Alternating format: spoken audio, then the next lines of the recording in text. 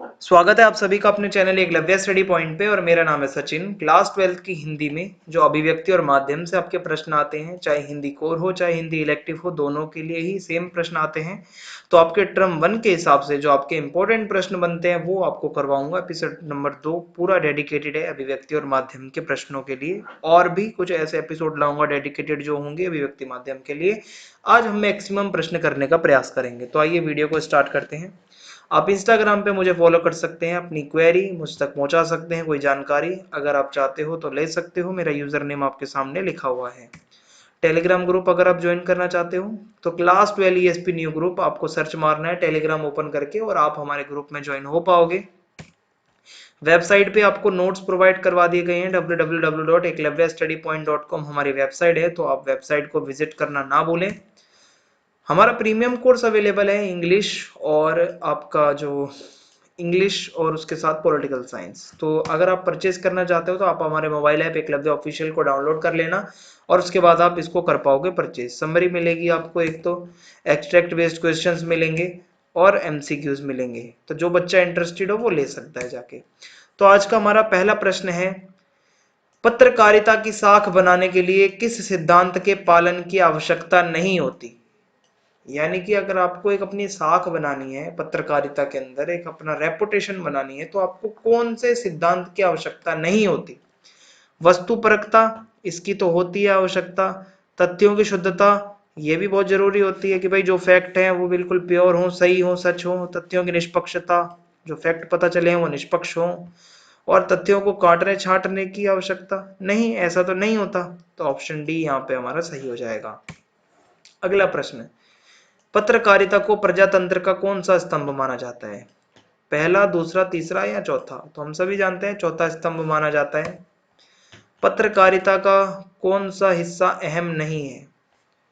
भाषण, संपादकीय, टिप्पणी या विचारात्मक लेख। तो इसमें भाषण अहम नहीं होता। ठीक है, ऑप्शन ए यहाँ पे सही हो जाएगा। खोज परक पत्रकारिता में क्या नहीं होता। खोज परक पत्रकारिता में क्या नहीं होता।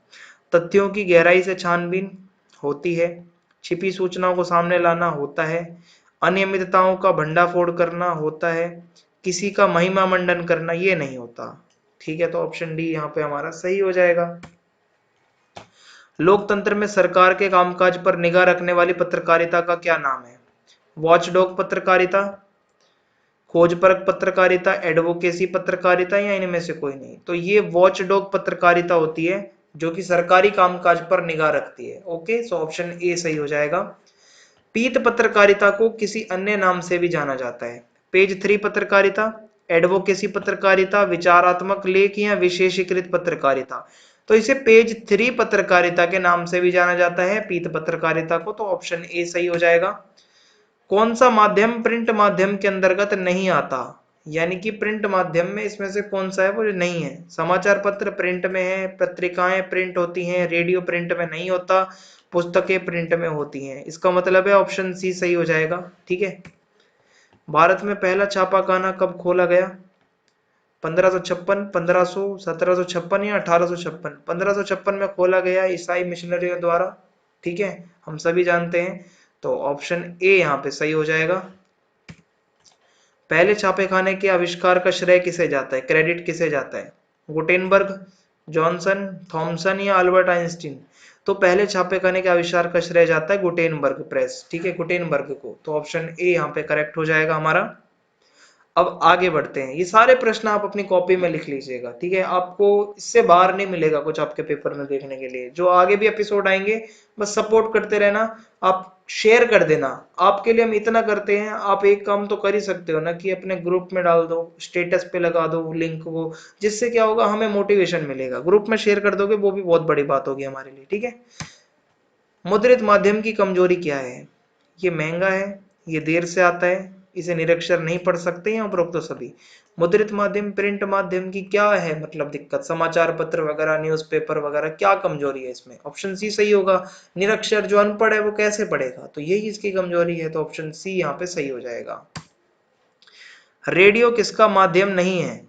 ठीक है, रेडियो किसका माध्यम नहीं है। ध्वनि, ध्वनि तो आती है रेडियो से, स्वर भी आते हैं, शब्द भी सुनाई देते हैं, फोटो कुछ ऐसी दिखती नहीं हमें रेडियो में, ना वो कोई माध्यम है फोटो का, तो ऑप्शन डी हमारा यहाँ पे सही हो जाएगा। उल्टा पिरामिड शैली का प्रयोग किसमें किया जाता है? रेडियो, इंटरनेट, समाचार पत्र या टीवी? तो उल्टा पिरामिड शैली जो है बहुत फेमस शैली है समाचार पत्र की, ठीक है। तो ऑप्शन सी यहाँ पे हम कह सकते हैं सही हो जाएगा। ब्रेकिंग न्यूज क्या होती है? आप सभी ने सुनी होगी कभी ना कभी टीवी पे ब्रेकिंग न्यूज आ रही है, तो पहले प्रसारित न्यूज का पुनः प्रसारण यानी कि क्या वो दोबारा जो रिपीट टेलीकास्ट होता है उसको ब्रेकिंग न्यूज कहते हैं। या अच्छी तरह पकाई गई न्यूज, या न्यूज को तोड़कर दिखाए जाने वाली न्यूज, या दर्शकों तक पहुंचाई जाने वाली तत्काल न्यूज। यस, ऑप्शन डी सही होगा। दर्शकों तक जो तत्काल पहुंचाई जाती है, तत्काल एकदम, ठीक है, उसको हम कहते हैं ऑप्शन डी यानी कि ब्रेकिंग न्यूज। ड्राई एंकर क्या करता है? ड्राई एंकर फ्लैशबैक न्यूज देता है, या फिर खबर के बारे में दर्शकों को सीधे सीधे बताता है, या वे समाचार पत्र तक सूचना पहुंचाता है, या उपरोक्त सारे? तो यहाँ पे ऑप्शन बी सही होगा। खबर के बारे में दर्शकों को सीधे सीधे बताता है, वो ड्राई एंकर होता है, ठीक है। तो ऑप्शन बी हमारा सही हो जाएगा। एंकर बाइट कौन देता है?